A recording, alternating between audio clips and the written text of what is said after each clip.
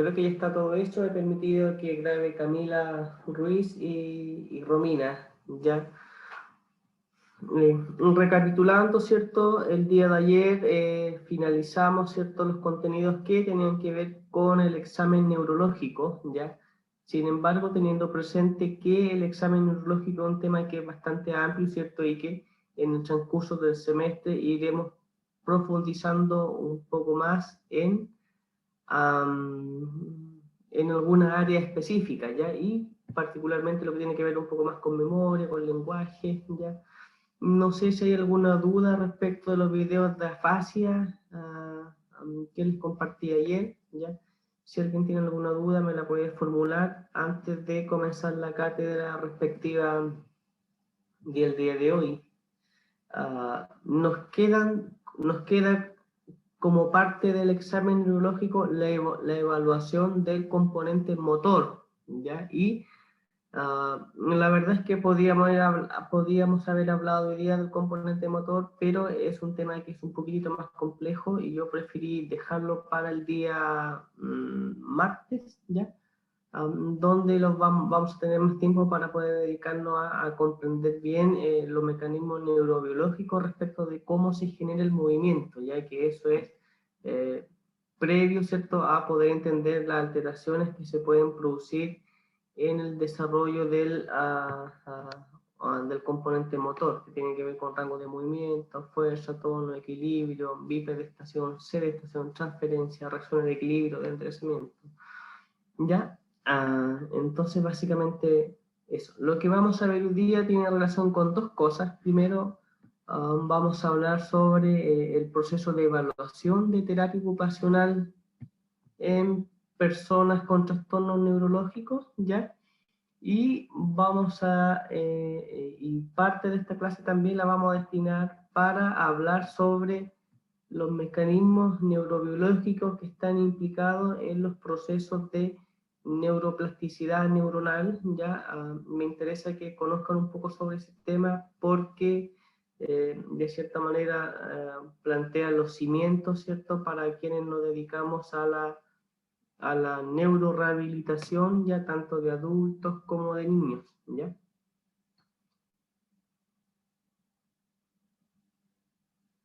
Sí, antes de eso, Paula Avendaño me formula una pregunta, ya ah, me dice, profe, bueno, me dice, yo tenía una pequeña duda con la afasia de Wernicke, ¿cierto? Wernicke, ¿ya? Que si se trata a tiempo, ¿se puede revertir el daño? Buena pregunta, ya. La verdad es que las afasias son bien difíciles de tratar, ¿ya? Y bien poco probable que la persona pueda recuperar la función indemne, ¿cierto? Como antes, ¿ya? Uh, y tiene que ver con muchos factores. Tiene que ver con la edad de la persona, ¿ya? Tiene que ver con la presencia, si ha tenido patología asociada, tiene que ver si es el primer accidente vascular o tuvo accidentes vasculares previos, ya tiene que ver con funciones que se le atribuye como a la reserva cognitiva, ¿ya? Ahora, en general, ¿es posible que se pueda recuperar completamente las funciones asociadas al lenguaje como comprensivo, ¿ya? Sin embargo, hay que tener presente que la gran mayoría de las personas queda con secuelas, ¿ya? Y por supuesto, cuando una persona que tiene 80 o 85 años le da un accidente vascular de tipo, por ejemplo, hemorrágico o isquémico en la zona de Wernicke, ¿cierto? Es muy difícil poder recuperar la función, ¿ya? Y ahí lo que uno tiene que buscar es estrategias compensatorias, ¿cierto? Que le permitan a la persona poder entender mejor y comunicarse mejor, ¿ya? Pero particularmente en la medida en que más edad tengan las personas, es mucho más difícil lograr la plena recuperación de las funciones, ¿ya?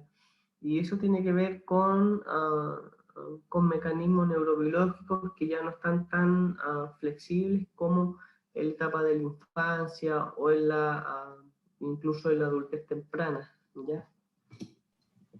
No sé si logro responder o si hay otra pregunta, ¿ya? Por lo menos de los pacientes que yo he visto con afasia, la gran mayoría queda con algún tipo de secuela, hay otro porcentaje que no logra recuperar mucho la función ya, y ahí básicamente lo que hay que plantear son estrategias que permitan que estas personas se puedan comunicar mucho mejor a pesar de la dificultad. ¿De acuerdo? Muchas gracias, Paula, por tu pregunta. No sé si hay alguna otra pregunta más respecto de la afasia.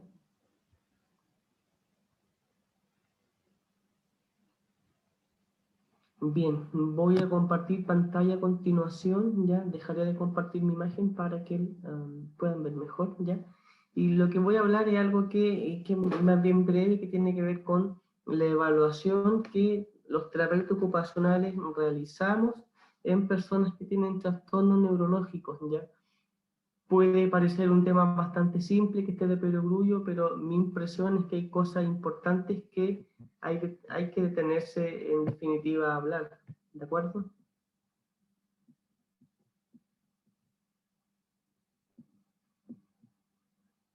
Comparto pantalla a continuación.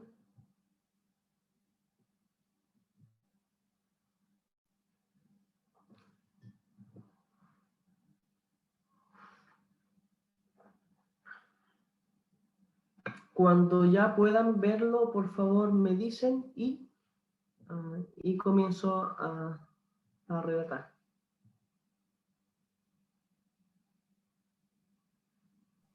Sí, profe, ya se puede ver. Sí, ya se ve, profesor, se ve bien. El proceso de evaluación de terapia ocupacional con usuarios neurológicos tiene algunas particularidades ya respecto de la evaluación de usuarios con otro tipo de patologías, ¿ya? Y básicamente es lo que, y algunas similitudes también, ya también tiene algunas similitudes, así que me he detenido en las cátedras, en esta cátedra de neurología, a poder hablar sobre esto, ¿ya?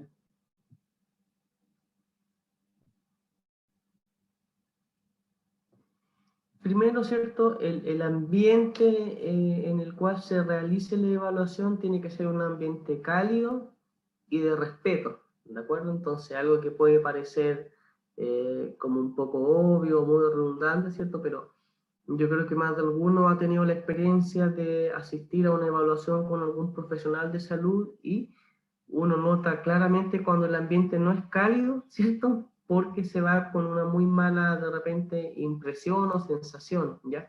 Entonces, particularmente lo que a mí me interesa es que tenga la imagen de que la evaluación de un paciente con algún tipo de trastorno neurológico, ¿cierto? Y esto incluye a los pacientes que tienen trastornos psiquiátricos, tiene que ser un ambiente cálido, ¿ya? Donde, y de respeto, ¿cierto? Donde en lo posible no hayan distractores para él ni para usted, ¿cierto? Donde no haya presiones sobre el tiempo, ¿ya? Que, por ejemplo, no diga usted ya son las 2:30, a la 1 me voy, lo voy a evaluar rapidito para después irme ya. Es importante que eso no pase ya, porque la evaluación es un proceso importante para el proceso de rehabilitación. Pues entonces, si algún profesional y particularmente un terapeuta no logra hacer una buena evaluación, difícilmente va a pesquisar las necesidades que tenga la persona o las dificultades, ¿ya? Y difícilmente va a poder plantear un plan de intervención ya adecuado y bueno para las necesidades del paciente. ¿De acuerdo? Entonces, el plan de intervención se hace enfocado al paciente, a sus necesidades, pero para eso yo necesito tener una buena evaluación, ¿ya? Y la buena evaluación significa tener primero cuidado con el ambiente, ¿ya? Que sea cálido, de respeto, por supuesto, sí. Cosas básicas, si usted va a evaluar a un paciente por primera vez, ¿cierto? Y va a tocar, y usted quiere tocar algún temas que son como importantes, tratar de que en el lugar no hayan otras personas que puedan escuchar la conversación, ¿ya? Entonces, esas son cosas importantes que se tienen que considerar, pues ya. Lo mismo, si usted va a evaluar, por ejemplo, un paciente hombre o mujer que tuvo un accidente vascular o tiene algún trastorno de memoria, ya. Y, por ejemplo, les pongo un ejemplo, si va a hablar sobre el tema sexual, trate de que en el lugar no hayan otras personas, que sea un ambiente privado, ya, de confianza, ya, o simplemente, si usted no está preparado para tocar esos temas que a veces son un poco más complejos, ¿cierto? Que tienen que ver un poco con la madurez y el desarrollo personal que cada uno pueda tener, ya esperar un tiempo más a que se cree y se tenga el clima y la confianza terapéutico para poder ahondar en estos contenidos, ¿ya? Porque generalmente sucede que los terapeutas le hacemos el quite a la evaluación del área sexual y afectiva, ¿ya? Pero eso no significa que para el paciente no sea relevante, ¿ya? Entonces, es importante que en algún momento también se toque, ¿ya? Pero tal vez no va a ser pertinente o atingente a tocarlo en la primera evaluación, ya, sino que va a ser mucho más acorde poder hablarlo en unas sesiones posteriores cuando usted ya tenga la confianza con el paciente y el paciente también tenga la confianza de poder referirle a ustedes la situación o la dificultad que pudiese haber en aquella área, ¿ya? Siempre que usted, por ejemplo, aplique un instrumento de evaluación, no sé, ya hemos visto, por ejemplo, la escala de comas de Glasgow, ¿cierto? Ya hemos visto cómo poder evaluar tono con la escala de Ashford, ¿ya? Siempre que usted le aplique algún instrumento o evalúe al paciente, explíquele lo que le va a realizar, ¿ya? Deténganse y dígale, o si va con el acompañante y el paciente explíquele, le voy a aplicar el siguiente test de evaluación que me va a permitir comprender cómo funciona esto, cómo funciona esto otro, ¿ya? Y que es parte de la evaluación, ¿ya? Usted le dice, pueden haber preguntas que son muy fáciles, pueden haber preguntas que son muy difíciles, sin embargo, no se complique, ya responda lo que usted pueda, ¿de acuerdo? Entonces, este simple ejemplo que yo le estoy dando, la verdad es que abre mucho las puertas para la evaluación, ¿ya? No se siente usted delante del paciente, aplíquelo en un instrumento sin que él sepa nada. Cuéntele qué es lo que está haciendo, ¿ya? Para que la información que usted recabe a través del instrumento sea mucho más fidedigna, ¿ok? ¿Ya? Y lo otro que es importante en general, una escucha activa, ¿ya?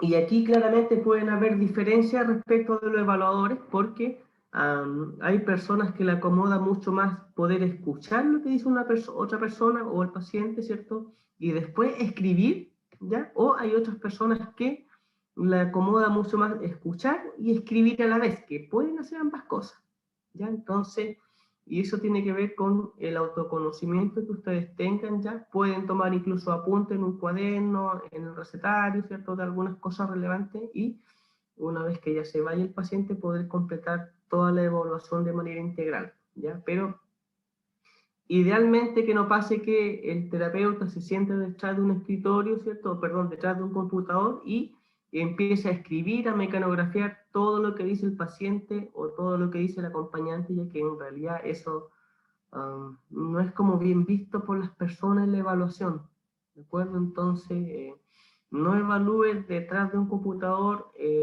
detrás de un escritorio, evalúen en un espacio próximo, cercano, ¿ya? Y si va a escribir, escriba ojalá a mano, en una hojita, ¿ya?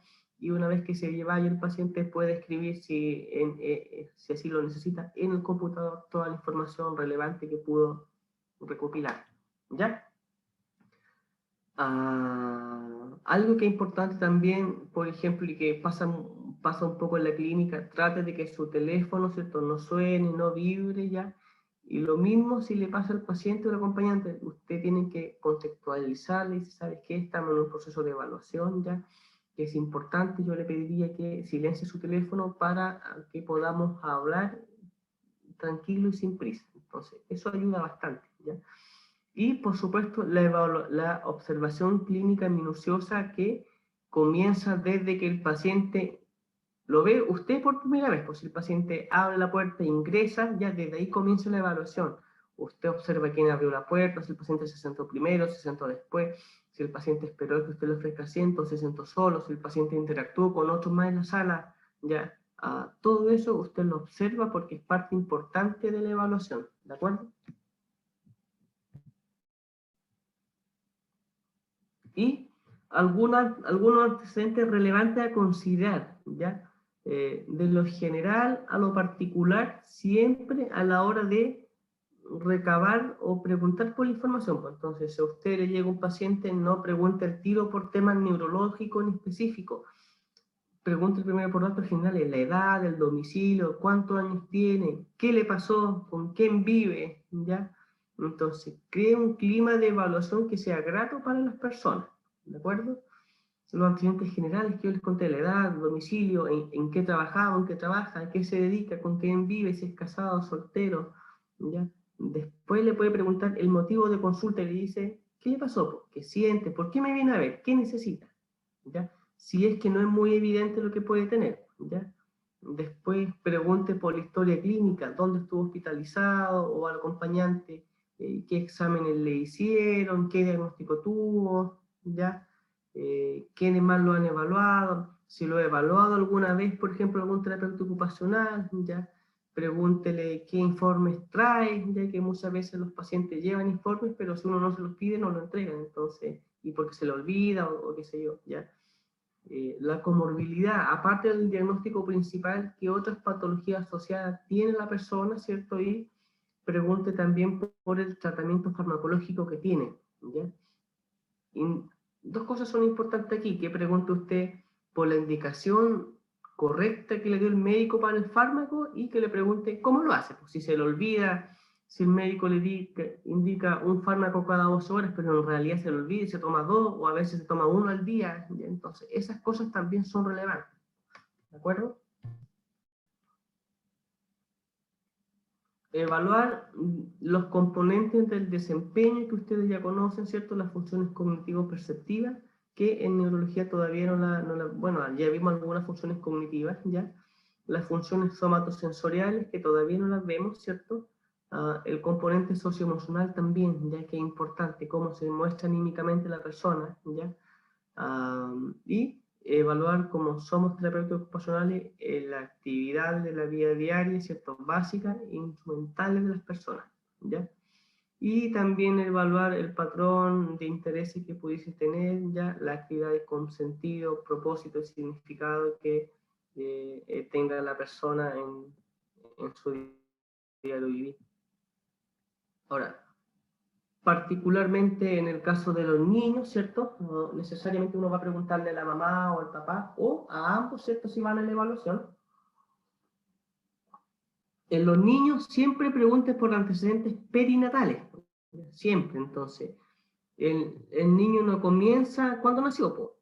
El niño comienza desde la gestación, entonces, pregunte por la gestación, cómo fue el parto, si fue un parto tranquilo, o sea, perdón, si fue una gestación tranquila, si fue con mucho inconveniente, ya si tuvo síntomas de aborto, si fue un parto normal, si fue por cesárea, si fue programado, ya, todos esos datos son relevantes, ya.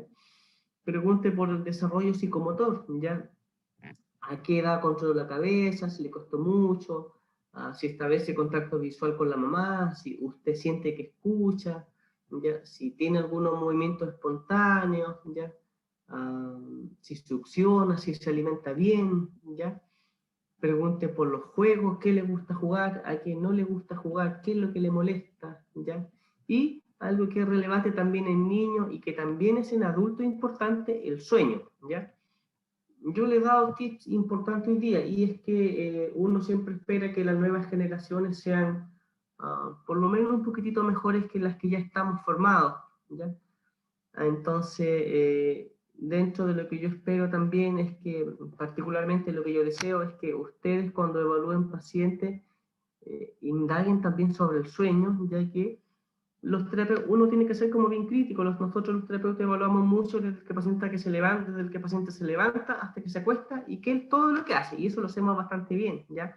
Pero pocas veces evaluamos y preguntamos sobre el sueño, ¿ya? Entonces, eso es también algo que quiero que ustedes se lleven un día y que sean capaces de preguntar sobre el sueño, cuántas horas duermen, cómo duermen, si se despierta mucho, si tiene incidentes nocturnos, si se mueve mucho que golpea a la esposa o al marido con movimientos, ¿ya?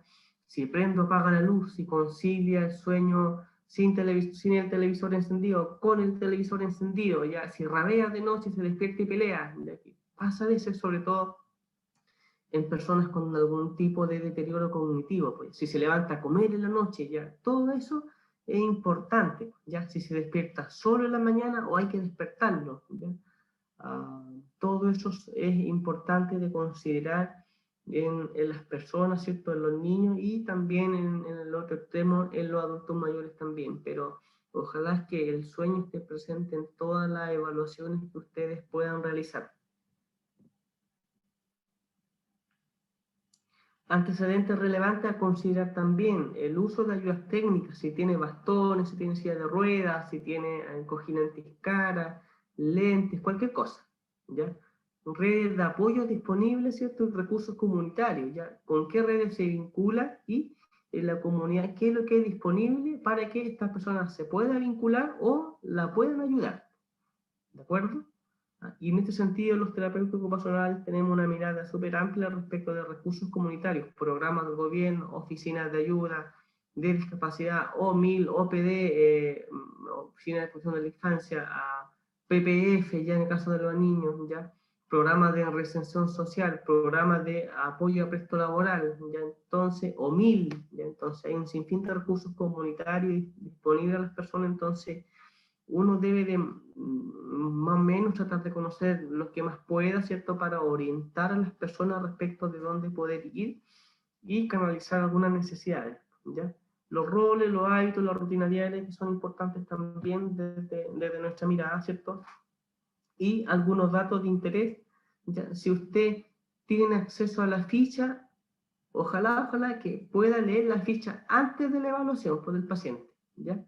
Y no la lea después, pues entonces, léala antes, infórmese antes si es que tiene ficha disponible y así no va a preguntar por información que ya está recopilada en la ficha clínica, ¿ya?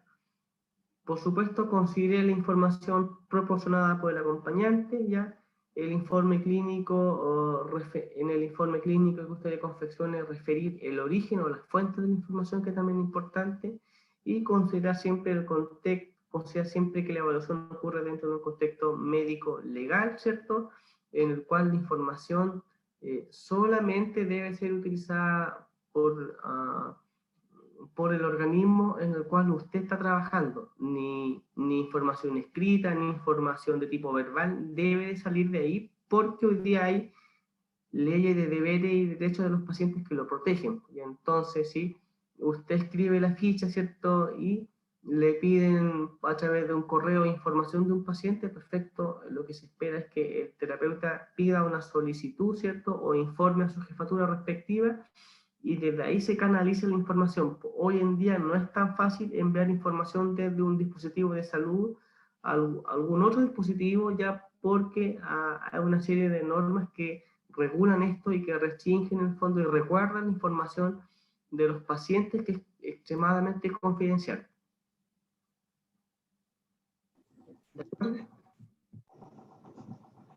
Profe, ¿puede volver 3 diapositivas atrás para sacar un captura? Un segundo.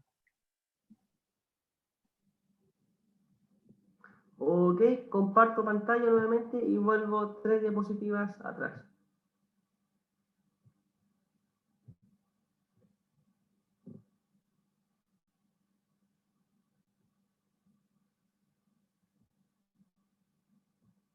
¿Esta? ¿Sí? La anterior.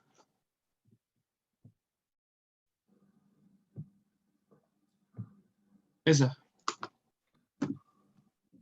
Gracias, profe. Ok.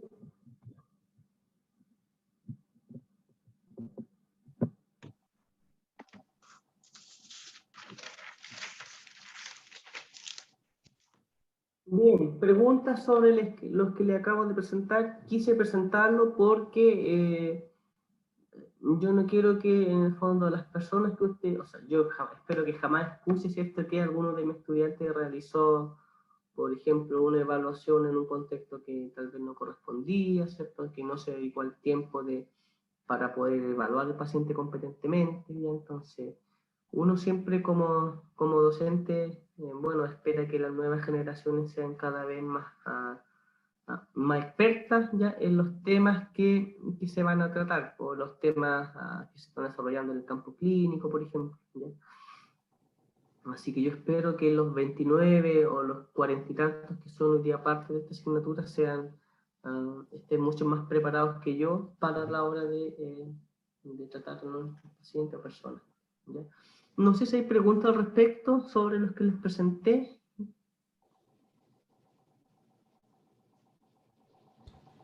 Todo claro, profe, por lo menos de mi parte. Yo no tengo dudas. Voy cambiando un poco de tema, ya el segundo pequeño bloque de esta clase, voy a hablar sobre la neurobiología de la neuroplasticidad, ¿ya? Y va a ser algo breve ya, pero quiero que entiendan algunas cosas que lo que hace son los fundamentos científicos que explican los procesos de mejora o de recuperación que pueden tener las personas con trastorno neurobiológico o trastorno neurológico, ¿ok? Así que voy a compartir pantalla para que la puedan ver. Es una presentación breve.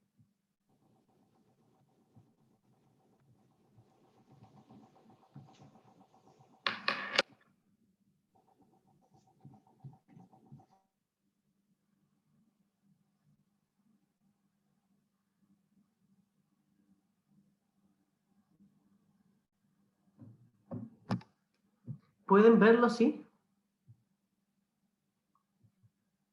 Perfecto. Sí, profe. Profe, se ve bien. Bien, neuroplasticidad y aprendizaje motor. Sin embargo, lo que voy a hablar básicamente está asociado a neuroplasticidad, ¿ya? En honor a, bueno, tal vez dentro de del tiempo que nos quede al término del semestre con los contenidos, si logramos avanzar dentro de lo que está en la planificación, ¿cierto? A pesar de que uno hace una planificación, a veces pueden aparecer temas que hay que ir zanjando en el camino, ¿ya? Pero yo espero que dentro del semestre, al final del semestre, pudiésemos hablar sobre los mecanismos neurobiológicos específicos del aprendizaje y control motor, ¿ya? Que son importantes para poder entender las diferentes técnicas que hay de neurorehabilitación. Actualmente en realidad hay muchas definiciones sobre neuroplasticidad, ¿cierto? Desde diferentes perspectivas, ¿ya?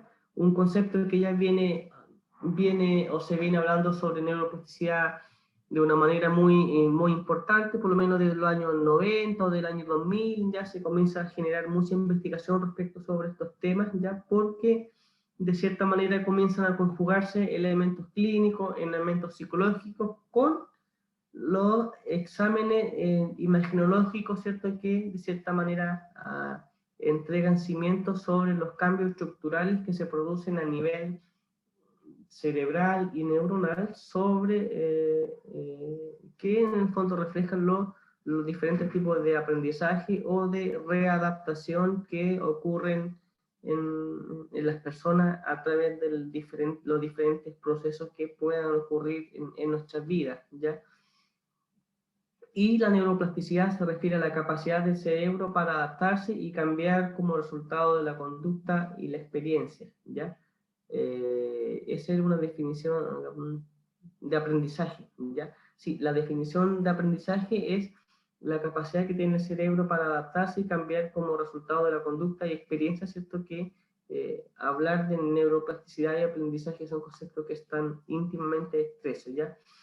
Y otra definición de plasticidad cerebral se refiere a la capacidad del sistema nervioso para cambiar su estructura, ya a nivel estructural y o funcional a lo largo de la vida, como una respuesta a los cambios del entorno, ya entonces, y esto estrecha mucho más la relación que los terapeutas conocemos, estrecha que existe entre medio ambiente y persona, ya, y aquí particularmente podemos decir que entre medio ambiente y cerebro, ¿de acuerdo? Profe, dijo que la primera es la definición de aprendizaje.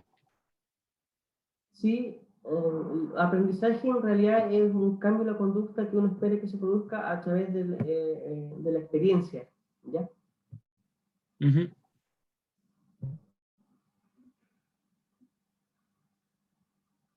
¿Ya? Y neuroplasticidad, tal como decía, se utiliza para referirse a los cambios que se dan a diferentes niveles del sistema nervioso, ¿ya? Cambio de estructura a nivel molecular, cambio de estructura en la expresión de los genes y que se ve traducido en cambios en el comportamiento de las personas, ¿ya? Entonces, de cierta manera, hoy día La neuroplasticidad viene a explicar o a intentar explicar los resultados, por ejemplo, de los procesos de rehabilitación y los cambios que pueden tener las personas a través de diferentes requerimientos o cambios que hay en el medio ambiente. Hay casos importantes de neuroplasticidad que han marcado diferencias, ya como por ejemplo, yo no sé si alguien ha leído este estudio, pero es uno de los estudios más importantes que tiene que ver un poco con memoria y aprendizaje, ¿ya? Entonces hizo un estudio el año 2000 en la Universidad de Londres, ya donde se estudió a un número importante de taxistas, ¿ya? Entonces, en los años 2000 recuerden que no había, ¿cómo se llama esta? Como Waze, ya, o estas aplicaciones de georreferencia, ¿ya? Entonces, hoy día es fácil porque en el teléfono uno coloca la dirección y el GPS dice dónde es y cómo llegar, ¿ya? Pero en el año 2000 esa tecnología todavía no estaba, ¿ya? Entonces, se hizo un estudio desde la neurociencia y se estudió el cerebro de un grupo de taxistas de Londres, ya que Londres es una ciudad que tiene muchas calles, muchas direcciones, muchos números, muchas cosas, ¿ya? Y el estudio demostró que las personas que trabajaban en esos oficios de taxistas tenían una gran cantidad de conexiones neuronales, ¿ya? Que eran como bien característicos. Entonces, esto sirvió para demostrar que las demandas o requerimientos del medio ambiente eran capaces de modificar, ¿cierto?, las estructuras cerebrales de acuerdo a las necesidades que tengan las personas, ¿ya? Y estos cambios se dieron particularmente en la región hipocampal, ¿ya?, de la corteza cerebral, porque ahí es donde está alojada parte importante de la memoria a largo plazo, ¿ya?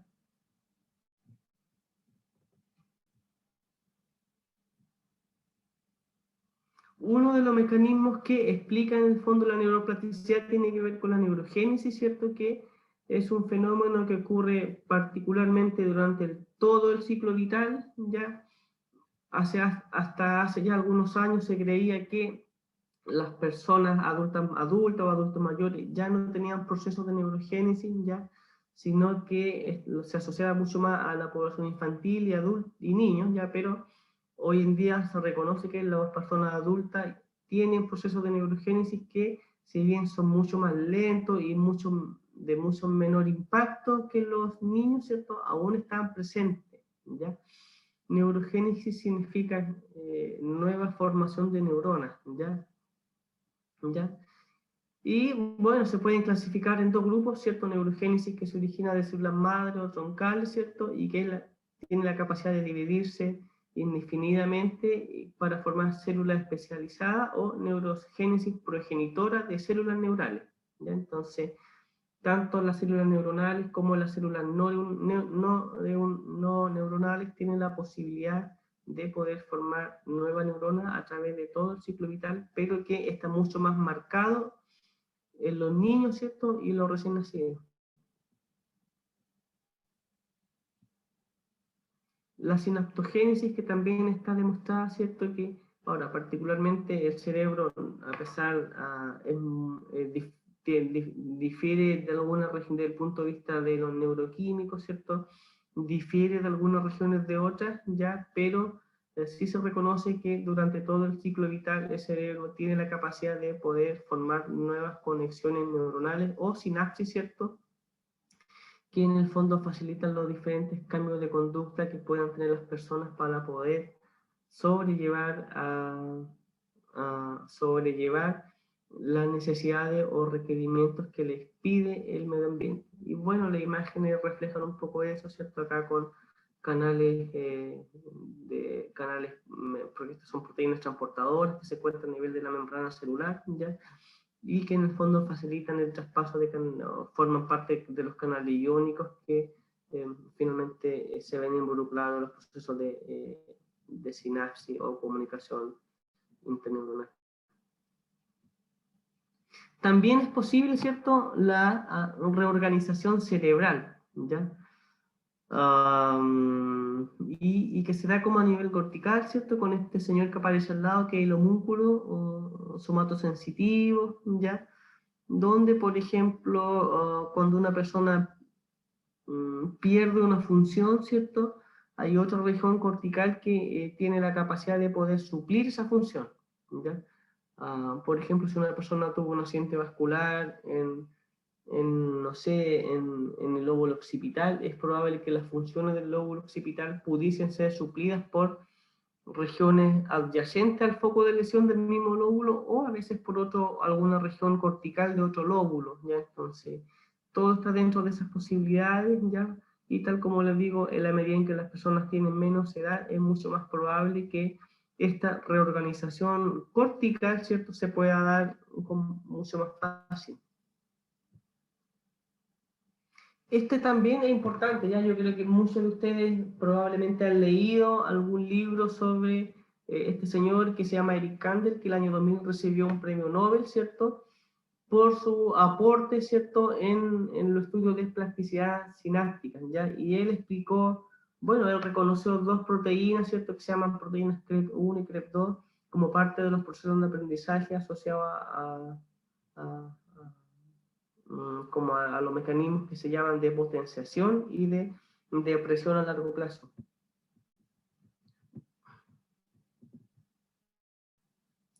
Y estos son los mecanismos, ¿cierto?, que se abrevian así: potenciación a largo plazo y depresión a largo plazo, que explican, ¿cierto?, los mecanismos los mecanismos neurobiológicos por los cuales se va generando una nueva espina dendrítica para finalmente lograr comunicarse con otra neurona, ¿ya?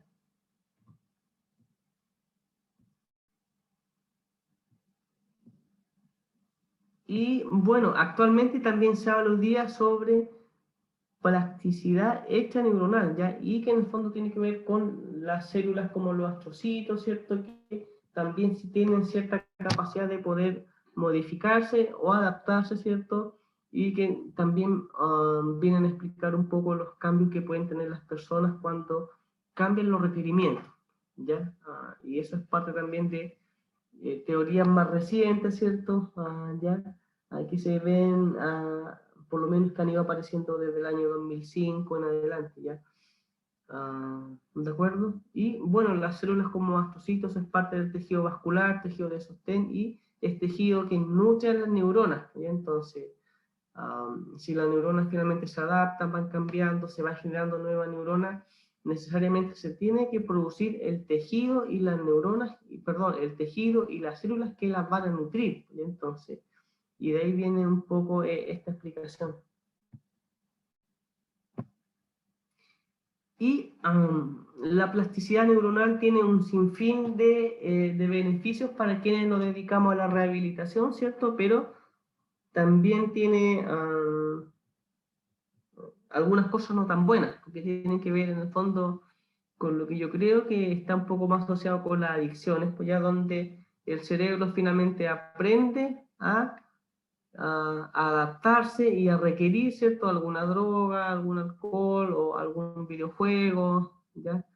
Entonces, el cerebro tiene la capacidad de aprender todo, ¿cierto?, sin discriminar lo bueno de lo malo, pues ya no hace esos juicios de valor, ¿ya?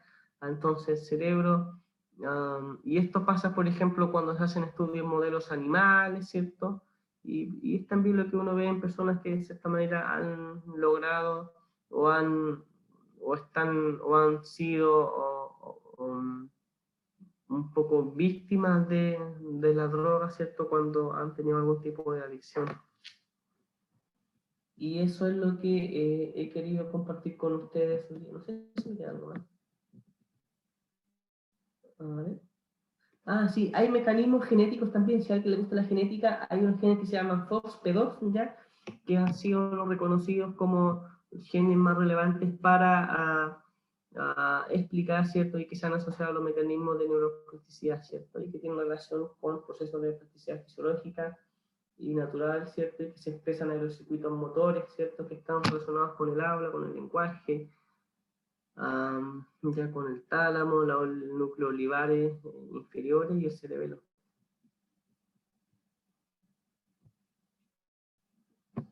Y, bueno, la última imagen, ¿cierto? En general, lo que hacemos los terapeutas ocupacionales, utilizamos mucho el ambiente como una herramienta para la rehabilitación, ¿ya? Y en la medida en que uno, por ejemplo, le entregue demandas a las personas a través del ambiente, necesariamente lo que hacemos es poder, modificar, ¿cierto? O trabajar o apoyarnos en los mecanismos de neuroplasticidad para lograr finalmente el objetivo terapéutico que puede tener uno o las personas. ¿Ya? Entonces, esto pasa mucho en los niños, ¿cierto? Cuando uno ve niños que son deprivados culturalmente versus niños que son mucho más estimulados, ¿ya?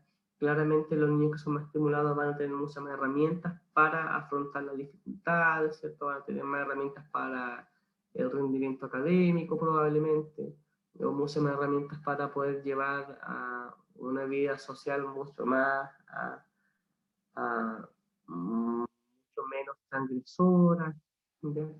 Y lo mismo pasa, por ejemplo, con los adultos mayores, que uno lo que hace es tratar de mantener la mejor capacidad funcional y condiciones posibles a través de ejercicio o actividades terapéuticas que tiendan a mantener la indemnidad de ciertas funciones y a prevenir el deterioro de otras.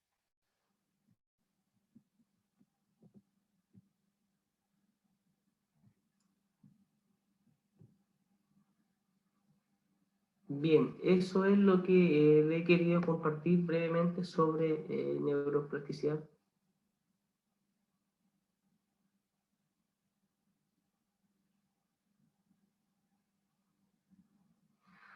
Bárbara Hernández me planteó una pregunta que está interesante. Me dice, profe, la voy a leer ya.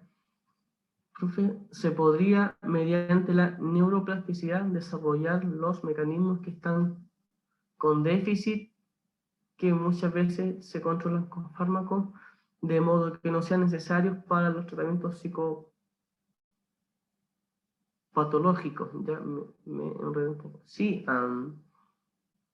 lo que yo entiendo es que Bárbara, me está planteando la posibilidad de, a través de los mecanismos de neuroplasticidad, poder manejar o poder mejorar los déficits de las personas que tienen trastornos psiquiátricos severos.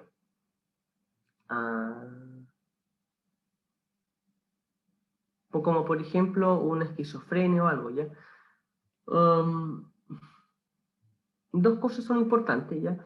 No sé si los mecanismos de neuroplasticidad hoy día den para poder justificar eso, ¿ya?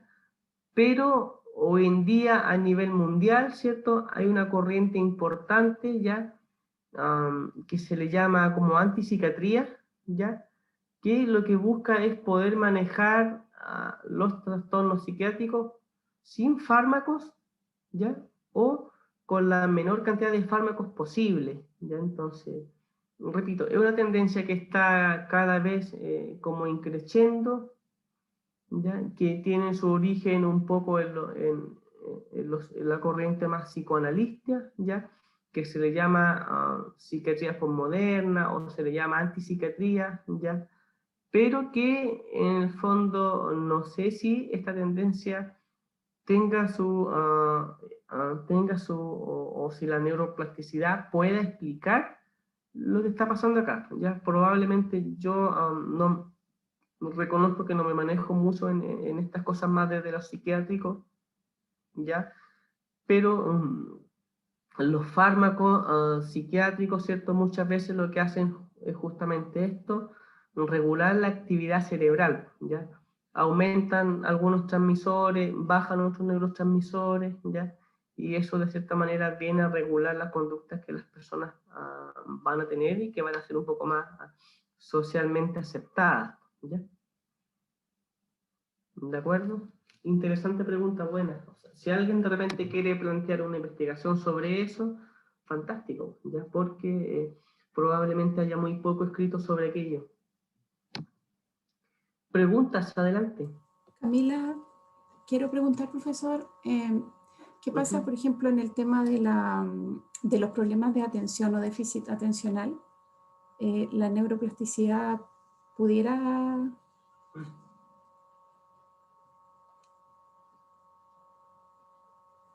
la neuroplasticidad pudiera hacer que se afecte con los medicamentos o no?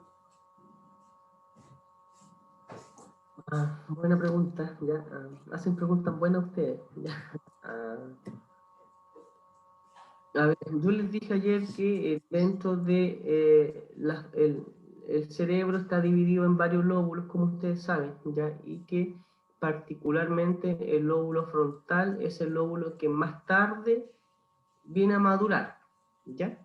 Y cuando hablo de maduración me refiero a que más tarde logra conseguir un funcionamiento como adecuado, ¿ya? Entonces, cuando uno habla de déficit atencional, los déficits atencionales están particularmente alojados en el lóbulo frontal, ¿ya? Entonces, muchas veces se habla de déficit atencional, ¿ya? Pero que en realidad todavía hay una inmadurez de la corteza frontal o prefrontal, ¿ya? Entonces, desde terapia ocupacional lo que uno hace, o sea, yo en realidad no veo niños con déficit atencional como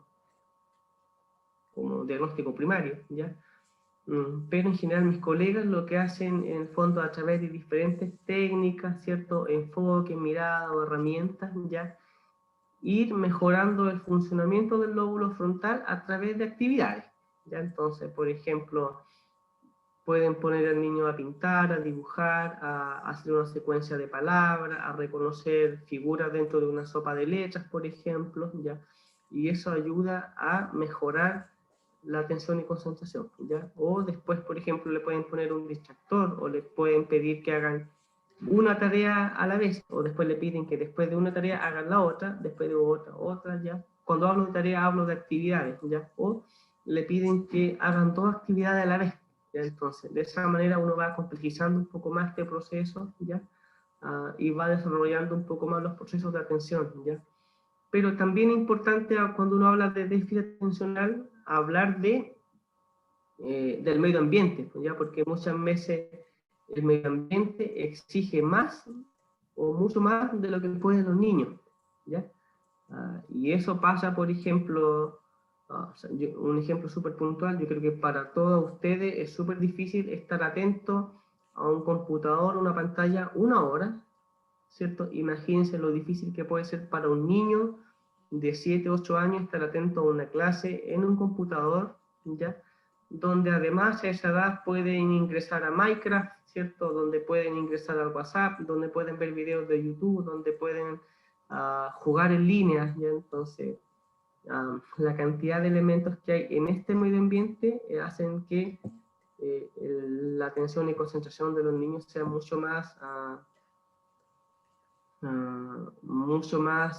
mucho menos, perdón, competente para las demandas del medio ambiente. ¿Ya? Ahora, hay fármacos, ¿cierto?, que tal como dije, vienen a regular un poco algunos neurotransmisores, ¿cierto?, pero que yo creo que en realidad la neuroplasticidad está mucho más asociada a la intervención de terapia ocupacional en personas con déficit atencional que el efecto de los fármacos sobre el cerebro para mejorar la conducta, ¿ya? Un fármaco muchas veces lo que va a hacer es disminuir los niveles de actividad, ¿cierto? Para que el niño esté más concentrado, pero no se genere un aprendizaje, ¿ya? Y tal como yo les dije hace unos minutos, aprendizaje significa una modificación de la conducta, ¿ya? No es otra cosa más que eso, ¿cierto? Que está explicada por cambios neuronales que finalmente se ven reflejados en los patrones de conducta o pensamiento que pueden tener las personas. ¿Ya? ¿De acuerdo? Ya, Es un profe. tema interesante, ¿ya? Ahí se entiende mejor. Gracias. Si no me equivoco, ustedes tienen psiquiatría, ¿ya? Psiquiatría, sí, este semestre, ¿ya? Y ahí probablemente dentro de esa asignatura hablen de trastornos de déficit atencional, ¿ya? Hiperactividad, trastornos espectro autista, ¿ya? Que están bien considerados dentro de esa línea. Doy espacio a más preguntas, por favor, está interesante el tema.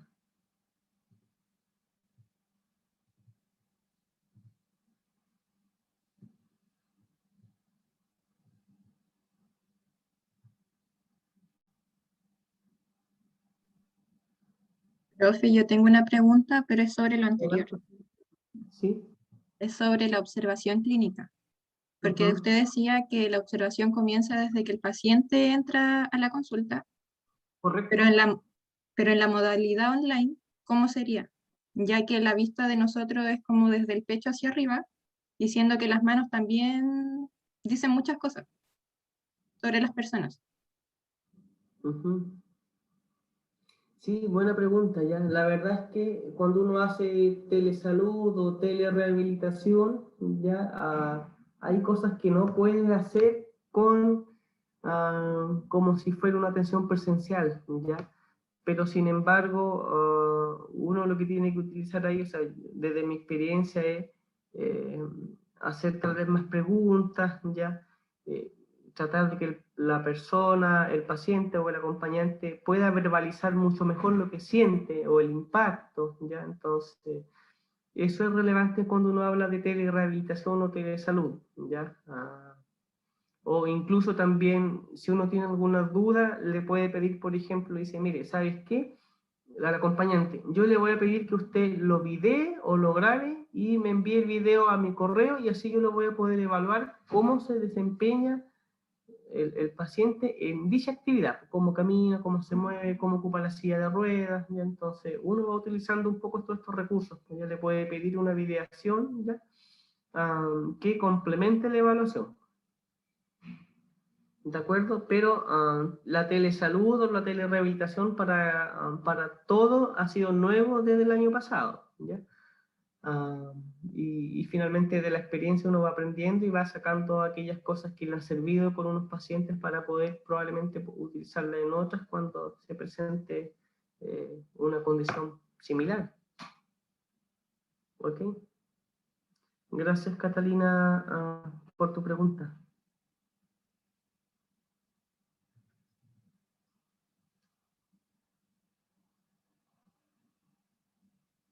¿Alguna otra consulta? Por favor, adelante.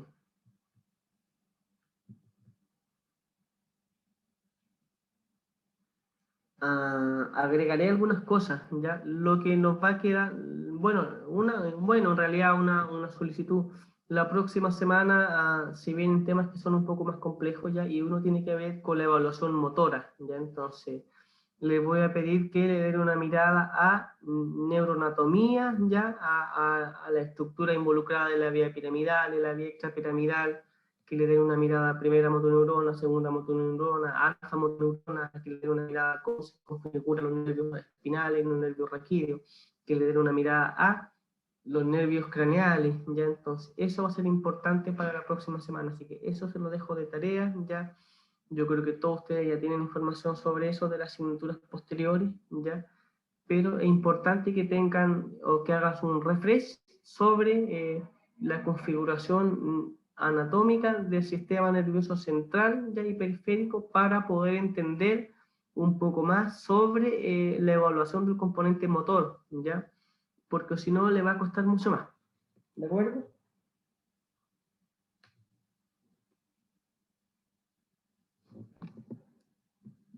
Sí, bueno, si entendieron, le voy a pedir que me den unos likes y así, como el que coloqué. Y así voy a tener seguridad de que efectivamente lo comprendieron. Fantástico, gracias, ya llevo, contando el mío, 5 6 7. Acá tengo más. Matías, gracias. Bien, bien, Nicolás. ¿Ok?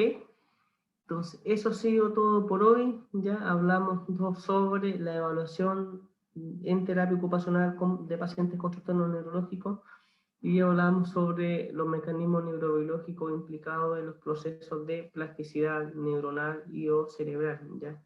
Dentro de la próxima semana ya me comprometo a utilizar más CIBEDU que me dé y enviarle los artículos y mucha información para que vayan complementando lo que ya hemos visto. Y le encargo que le den una mirada a neuroanatomía para poder comprender los trastornos, la evaluación del componente motor, ¿sí?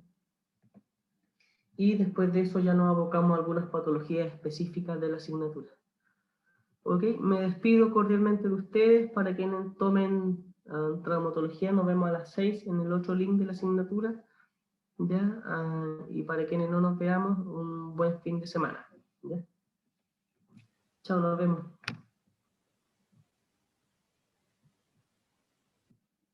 Chao, Nos vemos. profe. Chao, chao.